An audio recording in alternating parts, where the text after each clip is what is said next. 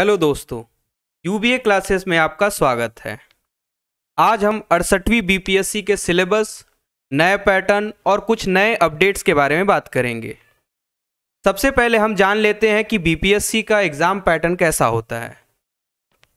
तो बीपीएससी में पहले होता है प्रारंभिक परीक्षा, जो कि 150 क्वेश्चंस का होता है। 150 क्वेश्चंस और 150 मार्क्स। लेकिन 68वीं बीपीएससी में कुछ नए अपडेट्स आए हैं, जिसके अकॉर्डिंग देखा जाए तो 150 क्वेश्चंस फॉर 200 मार्क्स के हो सकते हैं। ठीक है, उसके बाद हमारा होता है मेंस का पेपर। लेकिन हम सबसे पहले अभी डिस्कस कर लेते हैं कि प्रीलिम्स का सिलेबस क्या है, उसके बाद हम आएंगे मेंस के पेपर के लिए। तो मेंस से पहले अगर हम प्रीलिम्स की बात करें तो प्रीलिम्स में सबसे इंपॉर्टेंट टॉपिक हो जाता है हिस्ट्री का, क्योंकि हिस्ट्री 3 सेगमेंट्स में डिवाइडेड है। एक तो है एंशिएंट हिस्ट्री, दूसरा है मेडिवल हिस्ट्री और तीसरा है मॉडर्न हिस्ट्री। एंशिएंट हिस्ट्री में जैनिज्म, बुद्धिज्म, इन सब जैसे टॉपिक से काफ़ी ज़्यादा क्वेश्चंस आते हैं और हर साल ही रिपीट होते हैं। तो यहाँ से 4 to 5 क्वेश्चंस आ जाते हैं। मेडिवल हिस्ट्री की अगर बात हम करें तो मेडिवल हिस्ट्री में दिल्ली सल्तनत की बात हो गई, फिर मुगल्स का अराइवल हो गया, इन सबसे ज़्यादा क्वेश्चंस आते हैं। तो यहाँ से भी कम से कम 4 से 5 क्वेश्चंस तो होते ही हैं हर साल। और सबसे ज़्यादा क्वेश्चंस होते हैं मॉडर्न हिस्ट्री से।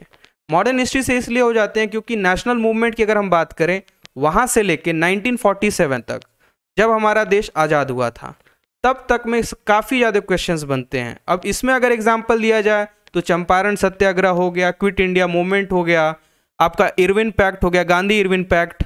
ठीक है, तो ये इंपॉर्टेंट टॉपिक्स हो जाते हैं और यहाँ से काफ़ी क्वेश्चंस बनते हैं। और इन सबको मिला के अगर देखा जाए तो ओवरऑल हिस्ट्री से 25 से 30 क्वेश्चंस तो बन ही जाते हैं। इसलिए ये इंपॉर्टेंट सेक्शन हो जाता है हिस्ट्री का। सेकेंड टॉपिक की अगर बात करें तो ज्योग्राफी है। ज्योग्राफी भी 3 पार्ट में डिवाइड है। एक तो है इंडियन ज्योग्राफी, दूसरा है वर्ल्ड ज्योग्राफी और तीसरा है फिजिकल ज्योग्राफी। फिजिकल ज्योग्राफी में अगर देखें तो हम फिजिकल ज्योग्राफी ऑफ वर्ल्ड है और फिजिकल ज्योग्राफी ऑफ इंडिया।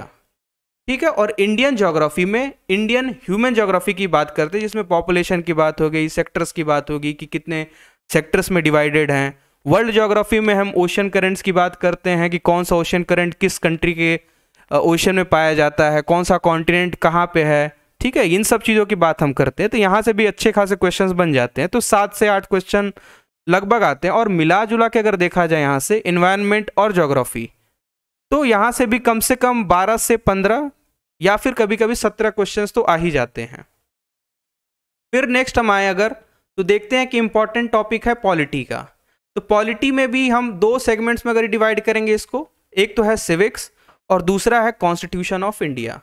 तो सिविक्स में अगर देखा जाए तो हम ज़्यादातर बात करते हैं सिटीजनशिप की, राज्यों में जो व्यवस्थाएं आई हैं उनके बारे में बात करते हैं। और कॉन्स्टिट्यूशन ऑफ इंडिया की अगर बात हम करें तो इसमें आर्टिकल्स डायरेक्टली आते हैं 1 मार्कर के लिए, और अमेंडमेंट्स जो कि रीसेंट अमेंडमेंट्स वगैरह होते हैं कि कितने अमेंडमेंट्स हो गए, कौन सा अमेंडमेंट किस चीज़ के लिए, टॉपिक क्या है, शेड्यूल्स क्या हैं, इन सब से काफ़ी ज़्यादा क्वेश्चंस बनते हैं यहाँ से। और ये मिला जुला के 18 से 20 तो नहीं, लेकिन हाँ यहाँ पे 13 से 15 क्वेश्चन आप कर सकते हो कि 13 से 15 क्वेश्चंस तो हर साल आते ही हैं पॉलिटी से। अब नेक्स्ट टॉपिक जो है हमारा इकोनॉमिक्स का है। इकोनॉमिक्स की अगर बात हम करें तो इकोनॉमिक्स की बेसिक्स आते हैं। ठीक है, बेसिक्स एक इम्पॉर्टेंट रोल प्ले करता है। और यहाँ पे जैसे आप अगर बैंकिंग सेक्टर की बात करें तो रेपो रेट हो गया, रिजर्व रेपो रेट क्या होता है, फिर SLR क्या होता है, इन सब से क्वेश्चंस बनते हैं कॉन्सेप्चुअल बेसिस पे थोड़ा थोड़ा। और जनरली अगर इकोनॉमिक्स की हम बात करें तो सबसे ज़्यादा मेजर चंक्स ऑफ जो क्वेश्चंस बनते हैं वो बजट से बनते हैं, इकोनॉमिक सर्वे से बनते हैं, और जो गवर्नमेंट की स्कीम्स आई हैं, गवर्नमेंट स्कीम्स में अगर हम देखें तो बिहार गवर्नमेंट की जो स्कीम्स हैं वहाँ से भी, और जो इंडियन गवर्नमेंट जो सेंट्रल गवर्नमेंट की बात है वहाँ से भी आते हैं। और नोट करने की बात इसमें यह है कि सबसे ज़्यादा फोकस आपको अगर इकोनॉमिक्स के लिए करना है तो आपको मैक्रो इकोनॉमिक्स ही पढ़ना पड़ेगा, क्योंकि यहीं से ज़्यादा क्वेश्चंस आते हैं। इन्फ्लेशन वगैरह हो गया, डिफ्लेशन, इन सब का थोड़ा सा basic question, conceptual and factual questions भी आ ही जाते हैं। नेक्स्ट जो इंपॉर्टेंट टॉपिक है वो है बेसिक साइंस। इसको जनरल साइंस भी कहते हैं, जनरल साइंस। इसमें 3 टॉपिक्स हैं, बायोलॉजी, फिजिक्स और केमिस्ट्री। बायोलॉजी सबसे इंपॉर्टेंट है। बायोलॉजी इसलिए सबसे ज़्यादा इंपॉर्टेंट हो जाता है क्योंकि 25 से 30 क्वेश्चंस में, जो कि हर साल ही पूछे जाते हैं, इसमें सबसे ज़्यादा क्वेश्चन होता है बायोलॉजी का। बायोलॉजी के क्वेश्चंस आपके वाइटामिन से हो जाते हैं, जो मेजर डिजीज़ होते हैं, वायरस बेस्ड हो गए या फिर बैक्टीरिया बेस्ड हो गए, इनसे क्वेश्चन होता है। प्लांट फिजियोलॉजी से होता है, एनिमल फिजियोलॉजी से, इन सारे से क्वेश्चंस बनते हैं। फिर हो गया फिजिक्स। फिजिक्स में आपके वेव्स से क्वेश्चन बनते हैं, ऑप्टिक्स से बनते हैं, साउंड से बनते हैं। फिर उसके बाद जो एसआई यूनिट्स वगैरह होते हैं उनसे क्वेश्चंस बनते हैं। ठीक है, तो यहाँ भी 5 से 6 क्वेश्चन बन जाते हैं। फिर केमिस्ट्री की बात आती है तो केमिस्ट्री में भी 7 से 8 क्वेश्चन बनते हैं। इसके लिए भी इंपॉर्टेंट टॉपिक्स अगर एग्जाम्पल लेते हैं तो एसिड बेस एंड सॉल्ट हो गया इसका, एसिड बेस एंड सॉल्ट। फिर हो जाता है हमारा metals and non metals, metals and non metals. ठीक है, तो इन जैसे टॉपिक से काफ़ी ज़्यादा क्वेश्चंस फ्रेम होते हैं। अगर आप देखेंगे भी प्रीवियस ईयर क्वेश्चंस तो आपको मिल जाएंगे डायरेक्टली क्वेश्चन, और ये ज़्यादा डिफिकल्ट नहीं होता। अगर आप बेसिक साइंस को पढ़ेंगे तो आप देखेंगे कि 8 से लेके क्लास 8 से 10th तक की अगर बुक आप एनसीईआरटी पढ़ लेते हैं तो आपका ये बेसिक साइंस कवर हो जाएगा। फिर अगर हम नेक्स्ट टॉपिक की बात करेंगे तो बिहार स्पेशल, जिसको हम बिहार विशेष भी कहते हैं, यहाँ से भी काफ़ी ज़्यादा क्वेश्चंस बनते हैं। और इनमें सबसे ज़्यादा क्वेश्चंस आपसे पूछे जाते हैं history of Bihar, art and culture of Bihar, geography of Bihar, polity of Bihar, economy of Bihar. अगर ज्योग्राफी ऑफ बिहार की बात करें तो उसमें जो बायोस्फीयर रिजर्व्स हो गए, जो नए रामसर साइट्स वगैरह आ जाते हैं, उनसे क्वेश्चंस पूछ लिए जाते हैं। मिट्टी कैसी है यहाँ की वो पूछ ली जाती है, कौन से क्रॉप उगते हैं वो पूछ लिया जाता है।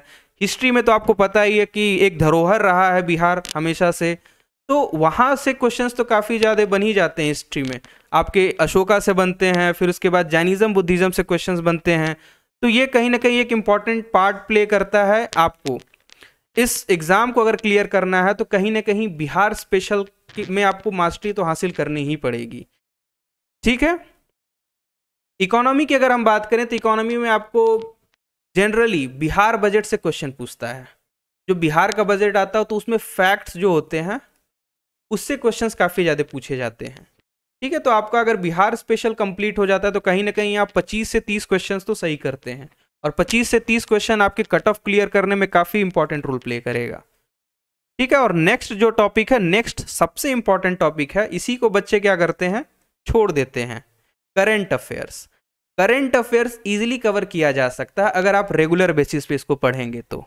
वो इसलिए भी क्योंकि करंट में आपको तो नेशनल इवेंट्स पढ़ना ही पड़ता है, इसके साथ साथ इंटरनेशनल इवेंट्स।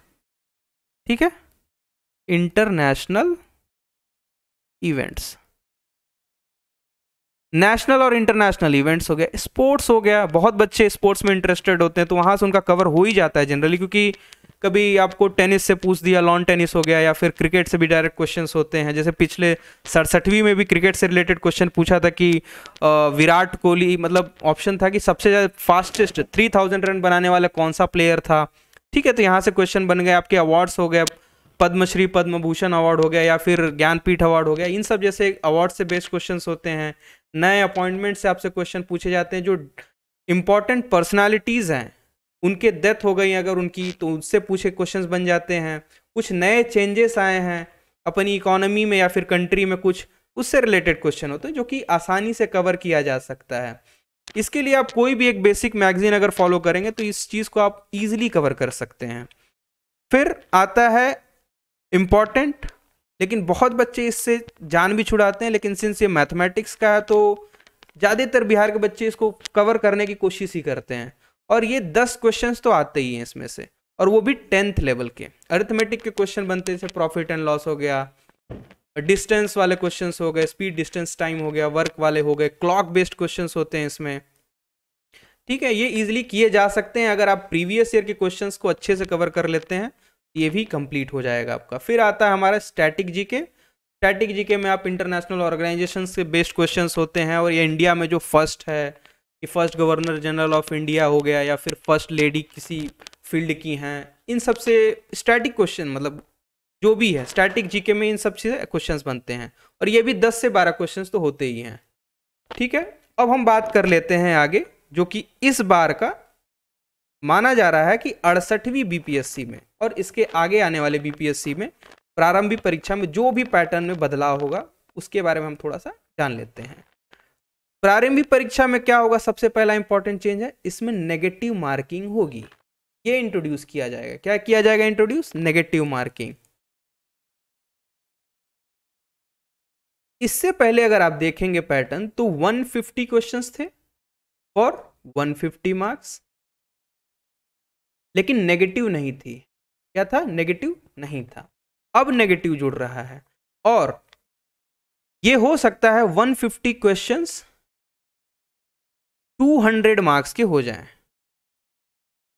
ठीक है, यही अपडेट्स अभी रिसेंटली मिल रहा है कि ये जो 150 क्वेश्चंस थे, क्वेश्चन के नंबर तो सेम रहेंगे लेकिन ये 150 क्वेश्चंस 200 मार्क्स के लिए होंगे। इसमें कुछ और भी चीजें ऐड की गई हैं जो कि है कठिन प्रश्न और आसान प्रश्न, मतलब डिफिकल्ट क्वेश्चंस और इजी क्वेश्चंस। इसके आधार पर आपके मार्क्स बनेंगे। कहने का मतलब है अगर आपका क्वेश्चन अगर आसान है तो आपको हो सकता है एक क्वेश्चन के लिए 1 मार्क मिले, और अगर वो क्वेश्चन डिफिकल्ट है तो एक क्वेश्चन के लिए आपको 2 मार्क्स मिले। अब बात यहीं पे आ जाती है कि हम कैसे पता करेंगे कि ये क्वेश्चन आसान है या कठिन है।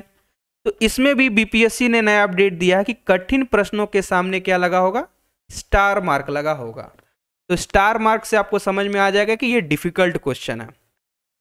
चलिए ठीक है, ये तो अच्छी बात है कि स्टार मार्क लगा के डिफिकल्टी लेवल पे क्वेश्चन बना रहे हैं, लेकिन ऐसा करने का कारण क्या देते हैं? अगर हम अतुल प्रसाद जी की बात करें जो बीपीएससी के चेयरमैन हैं, तो उनका यही मानना है कि जो डिफिकल्ट क्वेश्चंस होते हैं वो गेस वर्क को अवॉइड करेंगे, और जो नेगेटिव मार्किंग है उससे भी बच्चे डरेंगे और गेस करने से अवॉइड करेंगे अपने आप को। ठीक है, इनका ये भी मानना है कि जो टैलेंटेड बच्चे हैं, जिनका बेसिक्स कम स्ट्रांग है, और जो यूपीएससी की तैयारी कर रहे हैं या फिर बीपीएससी को बड़े ही शिद्दत से तैयारी जिसकी कर रहे हैं, वो इसमें कहीं ना कहीं काफ़ी ज़्यादा सक्सेसफुल होंगे। क्या होंगे? सक्सेसफुल हो जाएंगे, और इनको मेंस लिखने के लिए, मेंस के लिए मौका मिलेगा। ठीक है, तो यही अपडेट्स हैं रिसेंटली, और इसी से हम अपने टॉपिक को एंड करते हैं। और अगर आपको मेरा क्लास अच्छा लगा तो प्लीज़ सब्सक्राइब करिए, लाइक करिए और शेयर करिए। धन्यवाद।